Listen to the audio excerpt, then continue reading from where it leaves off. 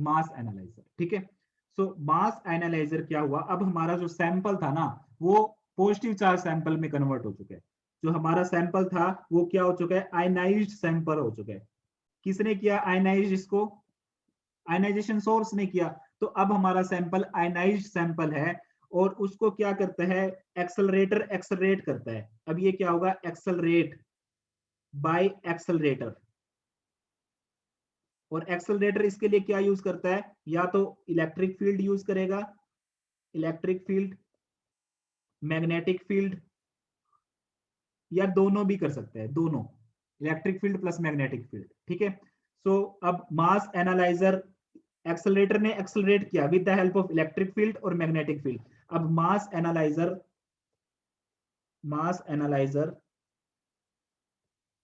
m by Z की form में, m by Z की फॉर्म में इसको एनालाइज करेगा, इसको एनालाइज करेगा। तो हमको पढ़ने हैं मास एनालाइजर। तो मास एनालाइजर में भी 4 टाइप्स होती हैं, 4 टेक्निक्स होती हैं। ठीक है, तो वन बाय वन हम मास एनालाइजर डिस्कस करते हैं। तो सबसे पहला आता है मास एनालाइजर में पहला पहला जो मास एनालाइजर आएगा वो है पहला magnetic sector analyser. Magnetic sector analyser. ठीक है, मैग्नेटिक सेक्टर एनालाइजर। तो इसमें क्या है, हमारा जो सैंपल है वो क्या है, चार्ज्ड पार्टिकल है। तो चार्ज पार्टिकल को m प्लस से लिख दूं, m प्लस ही होता है चार्ज। पहले क्या था, m था, लेकिन आयनाइजेशन सोर्स ने इसको क्या कर दिया, m प्लस कर दिया। अब ये क्या होता है, m प्लस चार्ज पार्टिकल है सैंपल का, वो कर्व बनाएगा। मैग्नेटिक सेक्टर एनालाइजर में क्या होता है, कर्व पाथ को फॉलो करेगा। तो ये क्या करता है, फॉलो कर्व पाथ। जिस तरह हम देखते हैं, ट्रेवल करते हैं, गोल चक्कर आता है, गोल चक्कर, गोल चक्कर को जैसे ही हमने घूमना होता है गोल चक्कर पे तो कर्व आ जाती है। ऐसे ही जो m प्लस होता है, चार्ज पार्टिकल होता है, उसको गोल चक्कर होता है ना, गोल चक्कर को घूमना है, तो जो गोल चक्कर को घूमेगा तो कर्व आएगी। ठीक है, तो ये कर्व पाथ फॉलो करता है, कर्व पाथ फॉलो करता है। तो वहां पर एक इक्वेशन क्रिएट होती है और वो इक्वेशन होती है m by Z is equal to B square R square by 2v। मतलब क्या है, वो जो गोल चक्कर में कर्व क्रिएट हुई किस वजह से हुई, मैग्नेटिक फील्ड की वजह से। वहां पर मैग्नेटिक फील्ड लग रहा था, तो वहां पे एक इक्वेशन क्रिएट हुई, इक्वेशन, उस इक्वेशन को बोलते हैं m by Z B square by R square by 2v, B square R square by 2v। तो यहां पर देखें वेलोसिटी और मास का relation, mass is inversely proportional to velocity. अब गोल चक्कर को साइकिल ने घूमना हो, साइकिल कितनी फास्ट जाएगी, क्योंकि साइकिल का वेट कम है, और वही ट्रक ने घूमना हो तो ट्रक का कितना हाई वेट है तो वेलोसिटी कम हो जाएगी। इसी तरीके से हाई मास है ट्रक तो वेलोसिटी कम, लो मास है मतलब साइकिल, वेलोसिटी ज्यादा। तो गोल चक्कर को साइकिल घूमेगी तो ज्यादा वेलोसिटी से घूमेगी, और ट्रक को घूमना होगा तो वो कम स्पीड से, कम वेलोसिटी से घूमेगा। ठीक है, तो ये इक्वेशन आपको याद रखनी है, किसमें, मैग्नेटिक सेक्टर एनालाइजर में, m by Z B square R square by 2v। अब एक चीज और आती है, एक टर्म आती है रिजोल्यूशन। रिजोल्यूशन, देखो क्या होता है रिजोल्यूशन, रिजोल्यूशन को अब ऐसे हम रिप्रेजेंट करते हैं r से, and it is m by delta m। देखो कितना आसान इसको समझते हैं।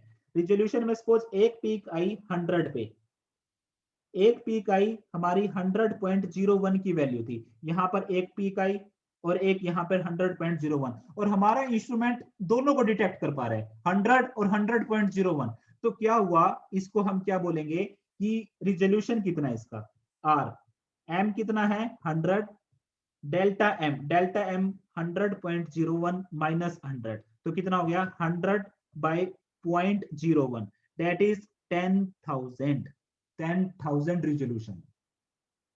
ठीक है, अब अब मैं एक और एग्जांपल यहां पर आपको बताता हूं कि सपोज, अब मैं इसको थोड़ा रब कर देता हूं, यहां पर ये पीक ना 100.01 पे नहीं आई, अब ये जो पीक आई है ना, ये पीक आई है हमारी 110 पे, 110 पे ये पीक क्रिएट हुई।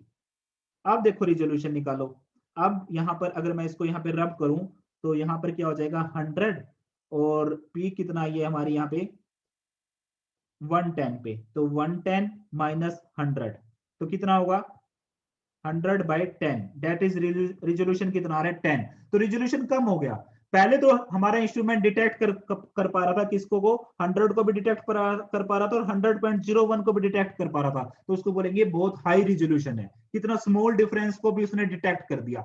अब एक है 100 को डिटेक्ट कर पा रहा है और 110 को, 101, 102, 103 किसी को डिटेक्ट नहीं कर पा रहा। रिजोल्यूशन कितनी कम होगी 10 होगी, और उस केस में रिजोल्यूशन कितनी आई थी 10,000। तो ये m/Δm, इससे हम रिजोल्यूशन कैलकुलेट कर सकते हैं। अब देखो 100 की जगह सपोज अब डिटेक्ट कर पा रहे हैं वैल्यू 200 पे, तो 200 पे कितनी कम हो जाएगी 100/200 माइनस 100, तो कितना हो गया 100/100, तो रिजोल्यूशन कितनी होगी 1। ठीक है, तो इस तरीके से आपको रिजोल्यूशन के बारे में कंसेप्ट याद रखना है कि कैसे डिटेक्ट कर पाते हैं। सो अब नेक्स्ट है डबल फोकसिंग मास एनालाइजर। डबल फोकसिंग मास एनालाइजर।